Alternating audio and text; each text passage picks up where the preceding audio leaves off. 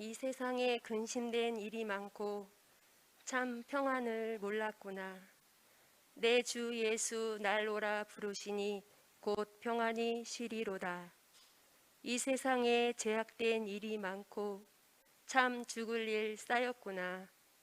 내 주 예수 날 건져 주시오니 곧 평안이 쉬리로다. 주 예수의 구원의 은혜로다. 참 기쁘고 즐겁구나. 그 은혜를 영원히 누리겠네. 곧 평안이 쉬리로다. 아멘. 한없는 사랑과 은혜를 차고 넘치도록 날마다 부어주시는 하나님, 오늘도 주님의 날을 잊지 아니하고 기억하여 마음과 뜻과 정성을 모아 각자의 처소에서 시청자가 아니라 예배자로 있게 하심에 감사와 찬송과 영광을 올려드립니다.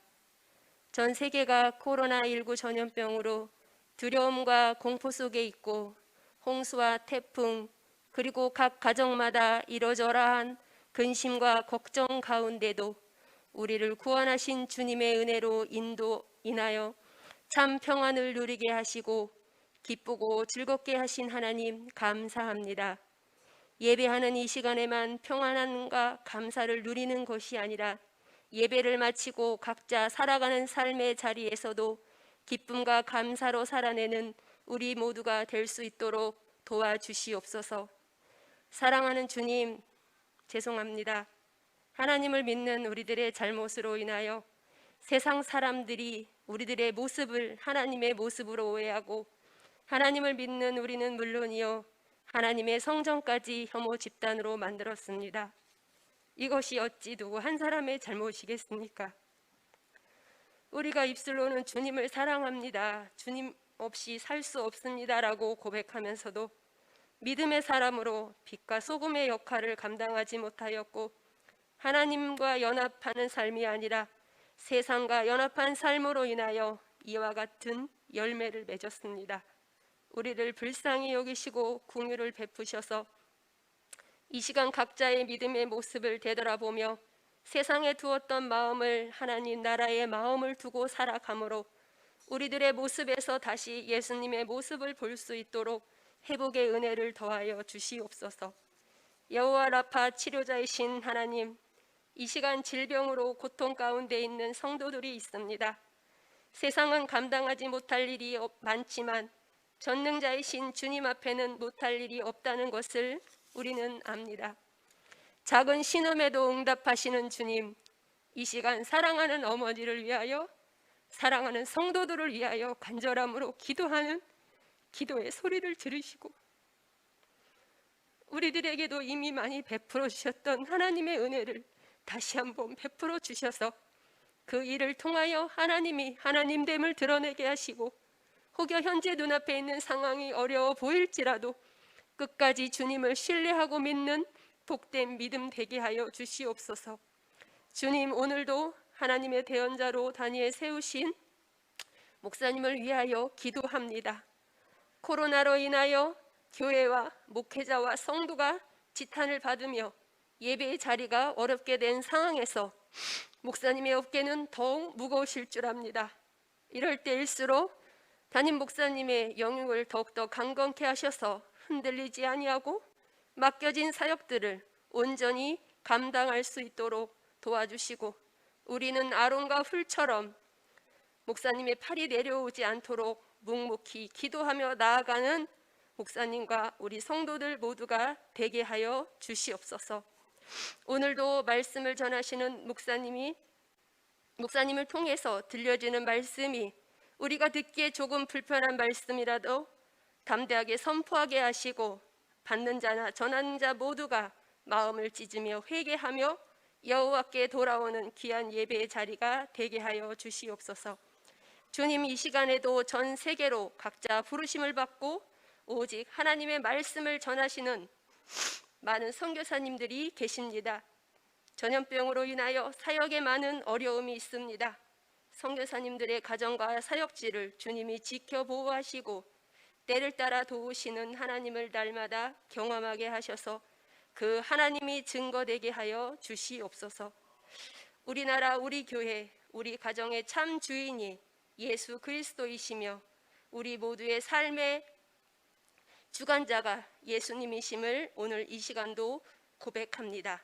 모든 영광은 주님이 받으시고 우리에게는 기쁨과 감사가 되게 하여 주시옵소서. 오늘도 우리를 예배의 자리로 부르셔서 예배하게 하시고 이 시간에 올려드린 예배의 자리가 우리들의 한 주간의 삶에 힘과 능력이 되게 하실 것을 믿고 감사드리며 예수 그리스도의 이름으로 기도드렸습니다. 아멘.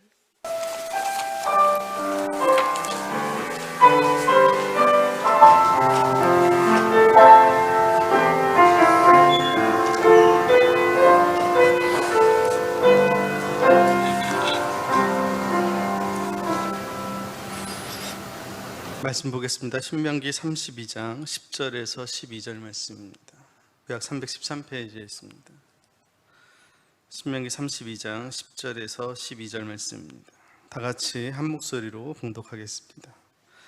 여호와께서 그를 황무지에서 짐승이 부르짖는 광야에서 만나시고 호위하시며 보호하시며 자기의 눈동자같이 지키셨도다. 마치 독수리가 자기의 보금자리를 어지럽게 하며 자기의 새끼 위에 너풀거리며 그의 날개를 펴서 새끼를 받으며 그의 날개 위에 그것을 엎는 것 같이 여호와께서 홀로 그를 인도하셨고 그와 함께한 다른 신이 없었도다. 아멘. 저와 여러분의 손에 하나님의 말씀을 들어주시기 바랍니다. 같이 하겠습니다. 이 말씀은 나의 영혼을 살리는 생명의 말씀이요 이 말씀은 우리의 가정과 교회를 풍요롭게 하는 축복의 말씀이요 이 말씀은 세상을 변화시키는 능력의 말씀이다. 아멘.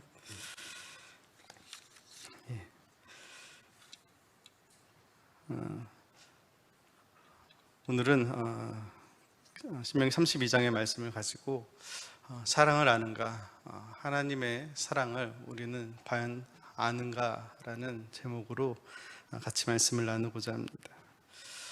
제가 어렸을 때 저희 엄마가 그런 얘기를 했습니다. 나중에 커서 딱 너 같은 자식 낳아봐라. 그러니까 제가 막 말 안 듣고 말썽 피우고 또 불평하고 뗐을 때 항상 그렇게 얘기를 하실 때마다 그 얘기를 들으면 기분이 별로 좋지 않더라고요.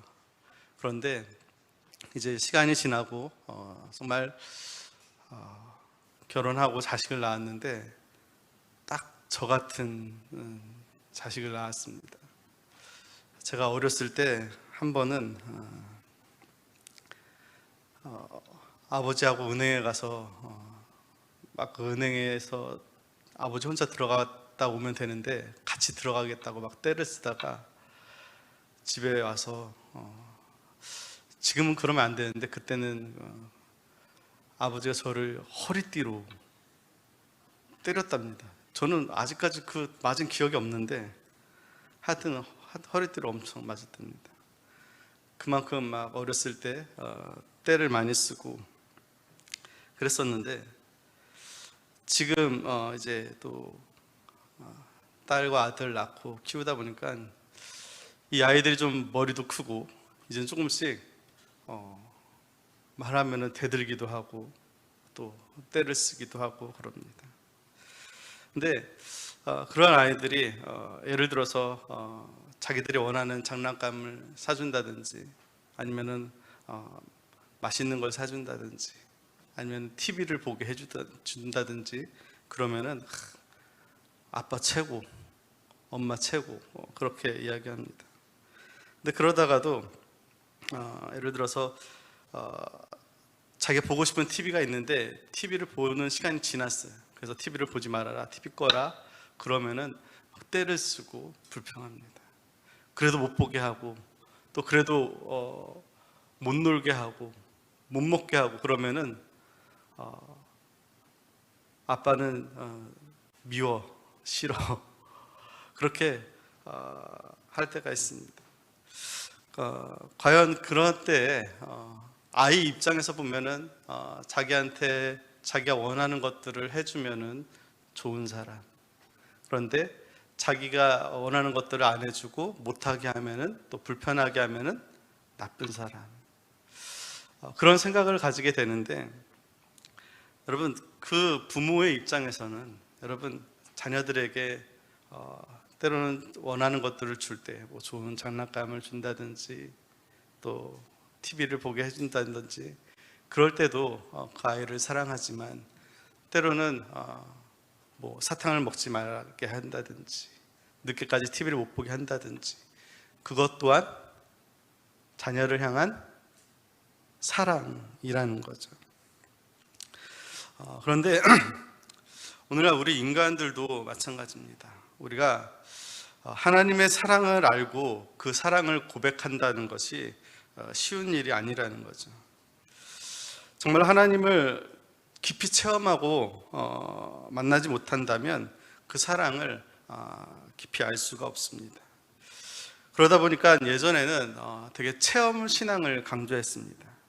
하나님을 만나는 체험을 해야 된다. 물론 체험이 중요하죠. 그런데 그게 더 나아가서 어떤 신비적인 체험이 있어야만 그 사람의 신앙이 더 깊은 사람이다라는 그러한 잘못된 가르침을 받기도 하였었습니다.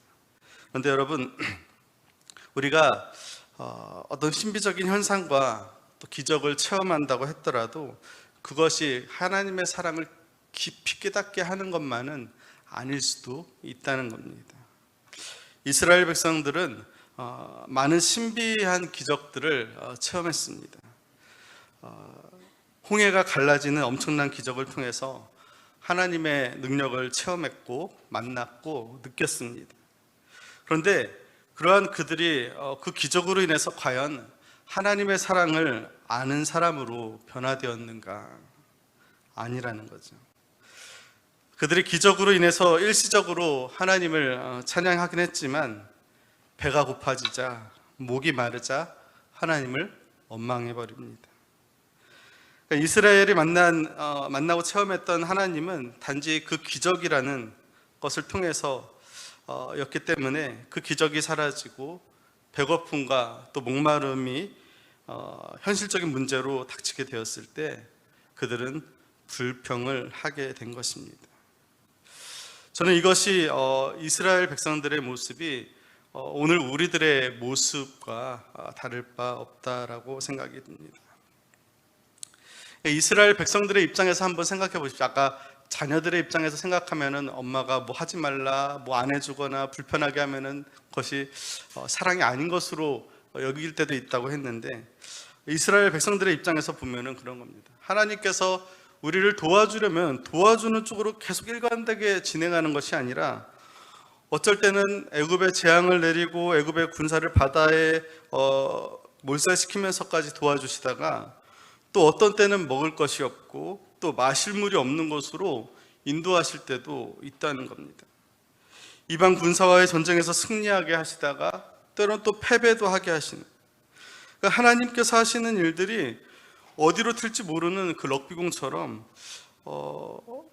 과연 그러한 모든 것들을 통해서 하나님의 사랑은 이것이다 라고 우리가 정의를 확실히 내릴 수 있겠는가? 그러다 보니까 결국 어떠한 생각을 가지게 되냐면, 내가 잘하면 하나님은 나를 사랑하시고 내가 못하면 하나님은 날 사랑하지 않으신다. 그렇게 아이들이 유치하게, 그러니까 부모님의 그 사랑을, 그 깊이를 느끼지 못하고 유치하게 받아들이는 것처럼 우리도 그와 같이 하나님의 사랑을 유치한 것으로 만들어 버릴 때가 있다는 겁니다. 오늘 본문은 이스라엘이 이제 요단강을 건너기 전에 하나님의 말씀을 노래로 부르는 겁니다. 모세의 노래라고도 하는데요, 모세가 부르는 노래이긴 하지만 결국 이것 또한 하나님의 말씀입니다. 근데 그러한 모세는 무엇을 노래하고 있냐면, 오늘 본문을 한마디로 말하면 하나님의 은혜와 사랑에 제대로 보답하는 자로 살아갈 것을 노래하고 있는 겁니다. 우리 오늘 본문 신명기 32장 10절에서 12절 말씀 같이 한번 같이 읽어보겠습니다. 시작.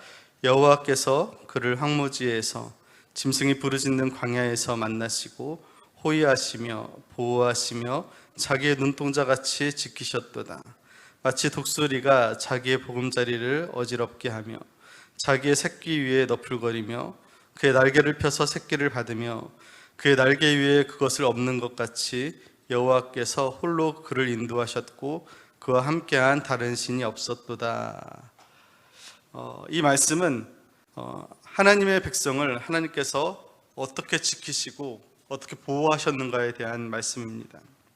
그런데 10절에서 보면은 하나님이 택한 자기 백성을 어디에서 만났다고 합니까? 여호와께서 그를 어디에서 만났다고요?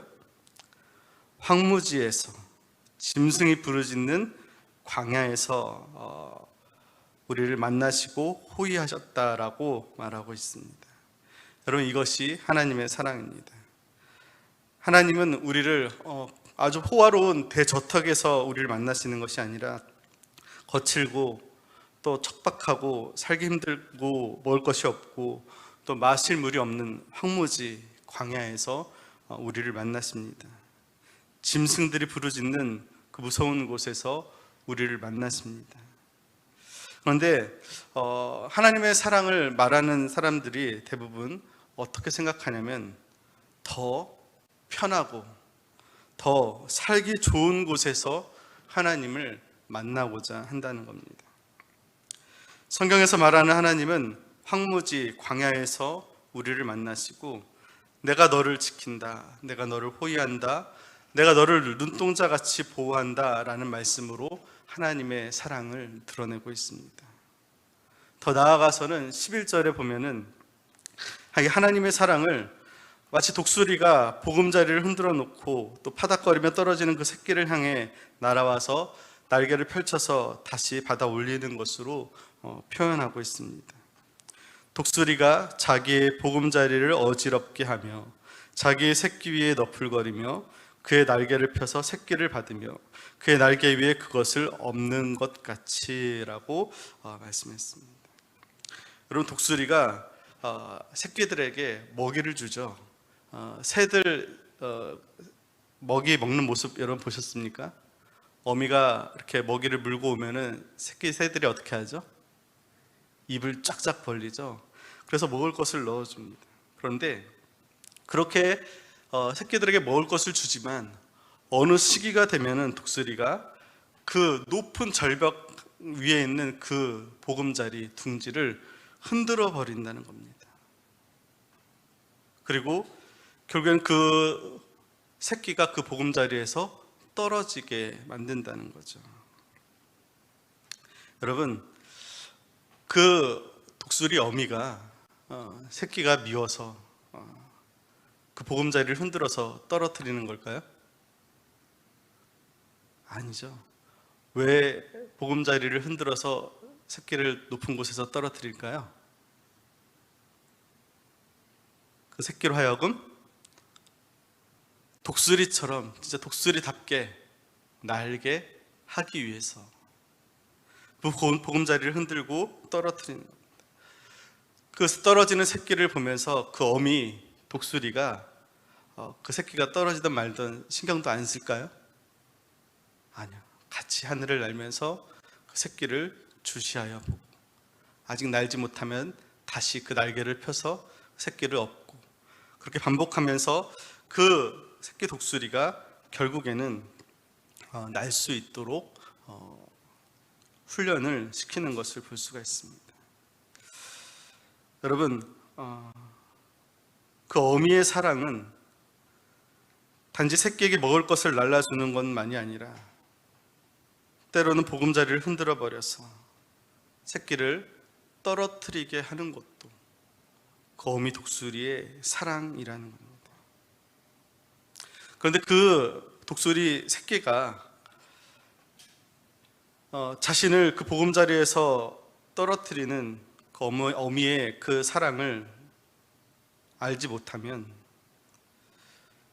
자기를 떨어뜨리는 것에 대해서 불평을 하고 단지 어미가 먹이를 물고 날아와서 자기 입에 넣어줄 때, 그러니까 즉 자기 입에 뭔가 들어가는 것이 있을 때에만 그 어미의 사랑을 생각한다면 여러분, 과연 그 어미의 사랑을 제대로 알고 있는 것일까요? 이것이 바로 그 어린아이 수준의 그 사랑이라는 겁니다. 오늘 우리들이 생각하는 사랑의 수준이 꼭 그와 같다는 겁니다. 하늘을 날면서 그 시선을 새끼에게 두고 바라보고 있는 그 독수리처럼, 때론 보금자리를 흔들어서 새끼를 떨어뜨리는 그 독수리처럼 하나님도 하늘에서 그 모든 시선을 우리에게 두시고 우리를 지키시고, 때론 우리의 보금자리를 흔들어 떨어뜨리면서 하나님 원하는 자녀로 만들어 가시는데, 그 모든 것이 다 사랑인데 정작 우리는 그것을 사랑이라고 말하지 못하고 내 입에 뭔가 들어오고 내 손에 쥐어지는 것이 있을 때 비로소 사랑을 말하는 그런 수준의 사람들이 아닌가. 그러면서 은혜를 알고 사랑을 안다고 그렇게 큰 소리치고 있는 것은 아닌가라는 생각이 듭니다. 아이들은 평소에는 부모님의 사랑은 별로 생각하지 않습니다. 부모님의 입장을 생각하기는커녕 자기 입장만 내세우고 살다가 1년에 딱 한 번 어버이날 꽃 한 송이 달아주고서는 마치 자기 부모님을 엄청 사랑하고 부모님의 그 사랑에 엄청난 보답을 하는 것처럼 행동을 할 때가 있습니다. 그런데 바로 우리들이 그렇습니다. 하나님의 사랑을 입이 닳도록 말하면서도 하나님을 생각하고 살아가는 것이 아니라 자기 입장만 내세우며 살다가 주일 일주일에 한 번 주일에 예배드리고 헌금 드리고, 그러면서 그것으로 하나님을 많이 사랑하고 하나님의 사랑에 다 보답하고 있는 것이다라고 생각할 때가 있습니다. 그리고 그것으로 하나님의 사랑을 안다라고 생각할 때가 있습니다. 근데 그것은 여러분 철없는 아이들의 수준이라는 것을 여러분 알아야 됩니다. 부모님 사랑을 10살 때 느끼는 것이 다르고, 또 결혼해서 아이를 낳았을 때 느끼는 것이 다르고, 또 인생의 쓴맛을 다 체험하고 나서 느끼는 사랑이 다릅니다. 하나님의 사랑 역시 마찬가지입니다. 겨우 가지고 싶은 것을 가지게 되고 먹고 싶은 것을 먹게 되었을 때 고맙습니다, 감사합니다 라고 말하는 어린아이 수준에서 느끼는 사랑, 그것은 참 사랑을 깊이 깨닫지 못하는 겁니다. 하나님의 사랑에 대한 깊이, 그것을 깨닫게 되면 여러분 그 은혜도 더 깊어집니다.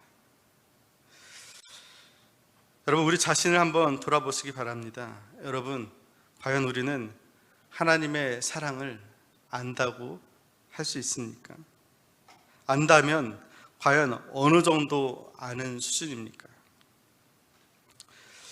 우리들이 어떤 경우에 은혜를 말하고 감사하고 있는지 그것을 살펴보면 그 답을 내릴 수 있습니다. 사업이 잘 되게 해주셔서 감사합니다. 취직되게 해주셔서 감사합니다. 입학시켜 주셔서 감사합니다. 건강을 회복시켜 주셔서 감사합니다.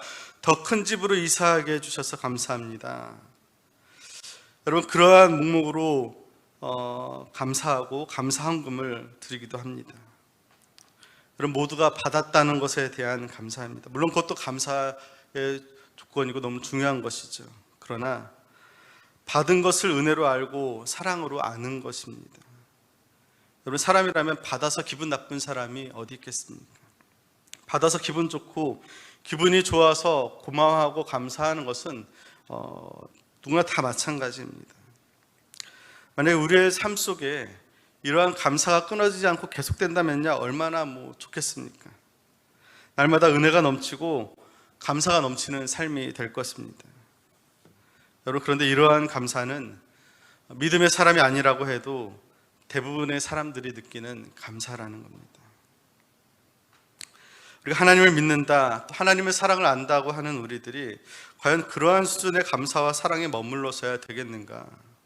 받아서 기분 좋고 기분 좋아서 감사하는 수준의 믿음이라면 그것은 세상 사람들도 얼마든지 할 수 있다는 겁니다.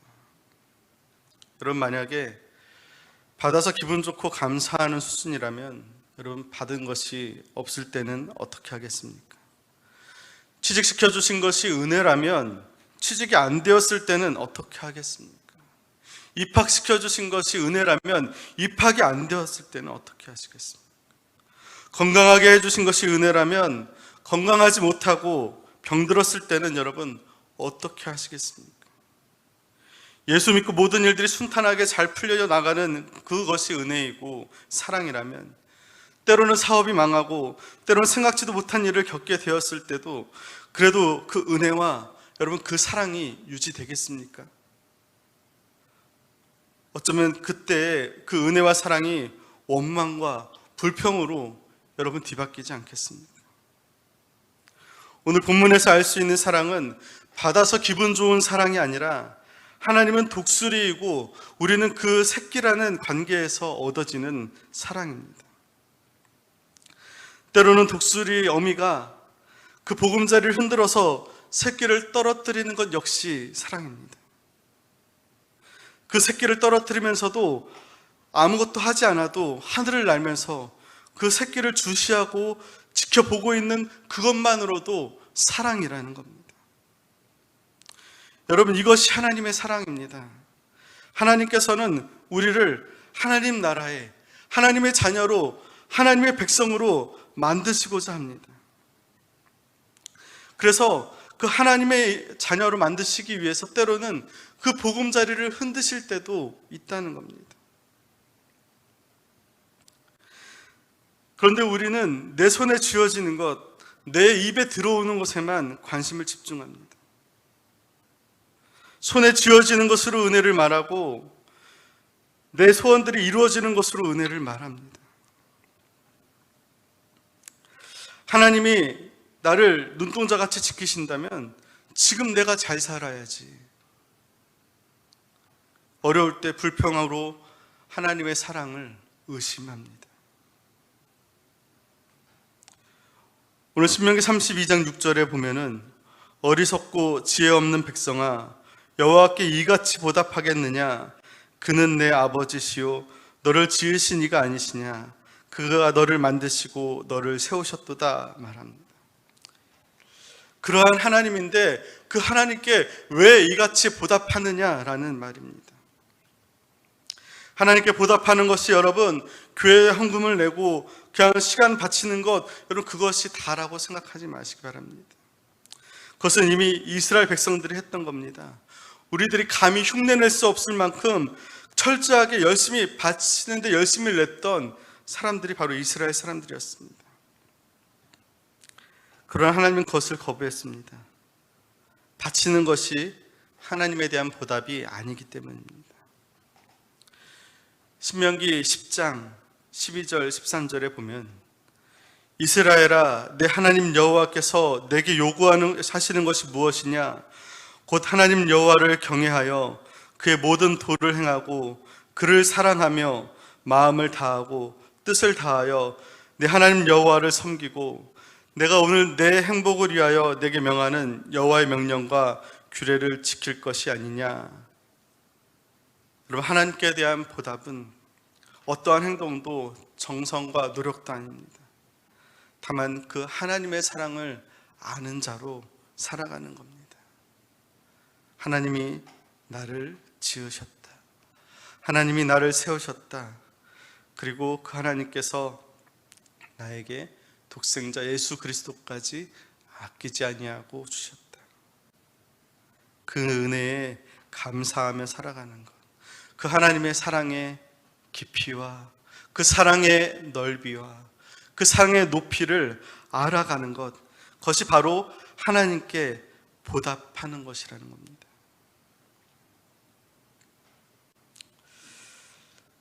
하나님의 사랑과 은혜를 여러분 우리에게 주어진 환경과 조건에서만 찾으려고 하지 마시기 바랍니다. 또 우리들의 보금자리를 굳게 지켜주시는 그것만 여러분 하나님의 사랑이라고 생각하지 마시기 바랍니다.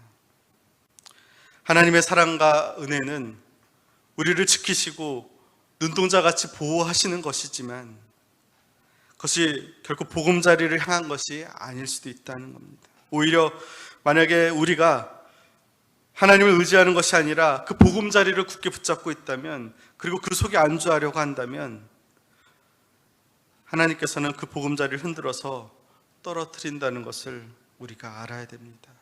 그리고 그것도 사랑입니다.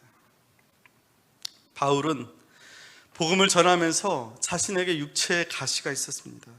이 가시 때문에 복음을 전하는데 지장이 오는 것 같아요. 그래서 그 가시를 없애달라고 간절히 기도했습니다. 그런데 오히려 하나님께서는 그 기도를 들어주시지 않았습니다. 그때 바울은 그렇게 고백합니다. 내가 기뻐하고 기뻐한다. 아니, 기도를 들어주시지 않았는데 뭐가 기쁩니까? 근데 뭐라고 고백하냐면 내가 오히려 약한 데서 온전하여진다. 그리고 그 가운데 하나님의 능력이 나타난다. 오히려 내 육체의 약함을 자랑한다라고 고백했습니다. 여러분, 내가 약할 때, 내가 어려울 때, 그때에도 하나님은 우리를 사랑하십니다. 이스라엘 백성들이 애굽에서 나와서 구원을 받았을 때만 하나님이 사랑하시는 것이 아니라 광야로 데려갔을 때 그 광야는 많은 것들이 부족한 땅입니다. 그런데 그러한 가운데도 하나님께서는 그들에게 먹을 것과 마실 것, 모든 것을 주셨습니다. 부족함과 연약함이 있지만, 그러나 오히려 그 부족함이 통로가 되어서 더 하나님께 나아가고 또 하나님 의지할 수 있는 사람이 되라고 광야의 삶을 허락하여 주셨던 겁니다. 오늘 우리도 마찬가지입니다. 저는 그런 생각이 듭니다. 코로나19로 인하여서 전 세계적으로 어렵고 특별히 한국 교회가 상당히 어려운 상황입니다. 세상으로부터 빛과 소금의 역할을 감당해야 될 우리인데 오히려 세상에 지탄을 받고 있고 많은 사람들이 교회를 부정적으로 생각합니다. 그리고 어떤 사람들은 교회가 위기를 맞았다, 앞으로 전도하기가 더 힘들어졌다라고 얘기하는 사람들도 있습니다. 근데 저는 그런 생각이 들었습니다. 오늘 설교를 준비하면서 하나님께서 우리 한국 교회를 사랑하시는구나, 다시 한번 기회를 주시는구나 라는 생각이 듭니다.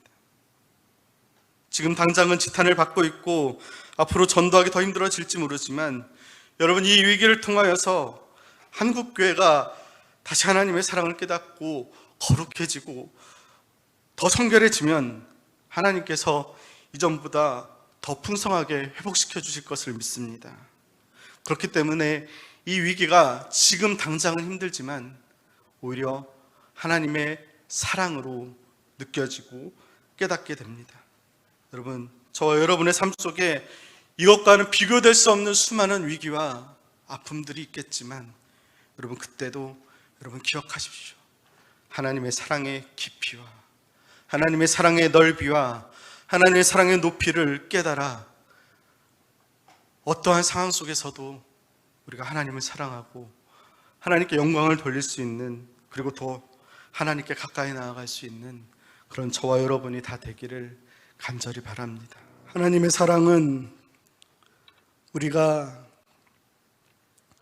우리의 소원이, 우리의 욕심이 이루어질 때만이 아니라 때로는 보금자리를 흔들 때에도 여전히 우리를 사랑하시고 우리를 지키시고 보호하신다는 것을 여러분 기억하시고, 이 어려운 위기 가운데 하나님의 사랑의 깊이와 높이와 넓이를 알아갈 수 있는 그런 저와 여러분이 다 되기를 바랍니다. 이제는 우리 주 예수 그리스도의 은혜와 하나님 아버지의 무한하신 사랑과 성령님의 감화 교통 위로하심이 이제 하나님의 사랑의 깊이와 넓이와 높이를 알아 모든 상황 속에서도 하나님을 신뢰하고 하나님을 의지하며 하나님의 뜻대로 살기로 결단하는 모든 성도들과 모든 그들의 삶 위에 또 한국 교회 위에 이제 영원토록 함께하여 주시기를 간절히 축원하옵나이다. 아멘.